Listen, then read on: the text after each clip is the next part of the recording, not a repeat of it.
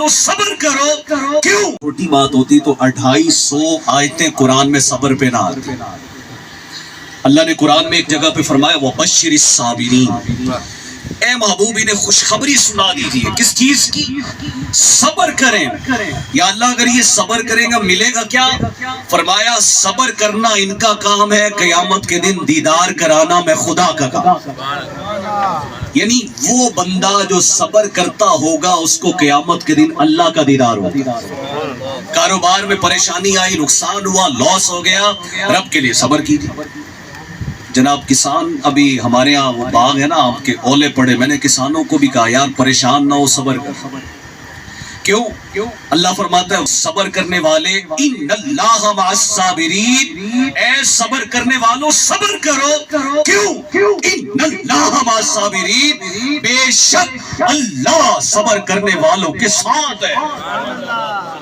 اللہ پھر ان کے حضرت ابو علی دقاق فرماتے ہیں جس بندے کو صبر مل گیا اللہ اس سے دنیا اور آخرت کی نعمتیں عطا فرما دیتا ہے. اس کی ریزن آپ نے لکھی ہے، وہ اس وجہ سے کہ ایسے بندے کے ساتھ کوئی علاقے کا چودھری نہیں کھڑا ہوتا، علاقے کا ایم این اے نہیں کھڑا ہوتا، کوئی پاورفل بندہ ساتھ ہو یا نہ ہو، علاقے والے یار بیلی سنگی ساتھ ہو یا نہ ہو، کائنات بنانے والا خود رب ساتھ ہے. تو اس لیے فرمایا کہ ان اللہ مع الصابرین، بے شک اللہ صبر کرنے والوں کے ساتھ. تو اپنے اندر آج سے ذہن بنائیے ہم بھی صبر کریں گے انشاءاللہ.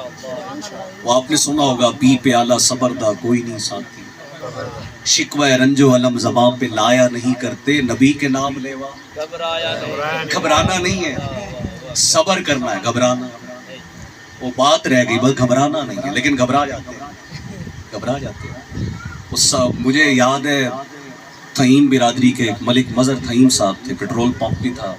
وہ نا وہاں سے نکلے گاڑی پر، اور یہ بھی کچھ عرصہ پہلے کی بات ہے، گاڑی میں بیٹھے تھے تو ہارٹ پیشنٹ تھے.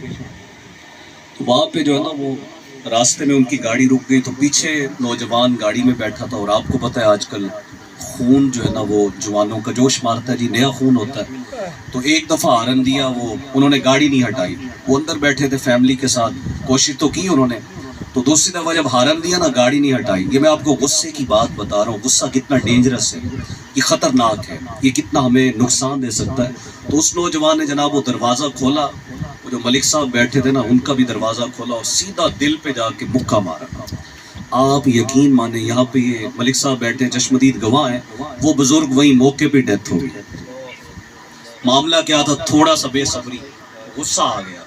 تو یہ غصہ جو ہے نا امام غزالی مکاشفۃ القلوب میں لکھتے ہیں جب انسان کو غصہ آتا ہے، ہو سکتا ہے ہماری نظر میں چھوٹا موضوع ہو لیکن یہ بڑا پرابلم کر رہا ہے.